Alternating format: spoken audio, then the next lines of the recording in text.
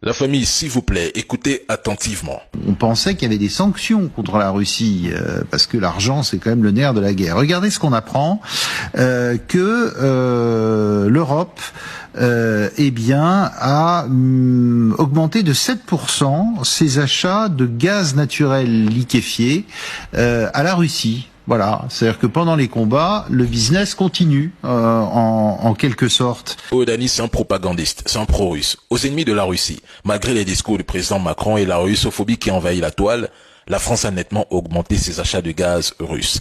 De janvier à juillet, Paris a doublé ses importations atteignant environ 4,4 milliards de mètres cubes de GNL russe, soit 2,4 milliards de plus qu'au premier semestre 2023.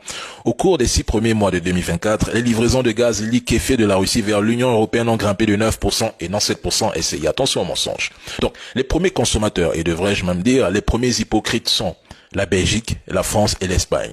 Oh, le Mali, le Burkina, le Niger ne devraient surtout pas commercer avec la Russie. N'est-ce pas? La Russie serait un colonisateur, le mal absolu, prêt à coloniser l'Afrique et à tuer des Africains. Pourtant, cette même Russie alimente en énergie et en millions de tonnes de céréales et oléagineux les pays de l'Union européenne. La grosse blague du siècle. En fait, vos sanctions économiques, elles sont efficaces, n'est-ce pas?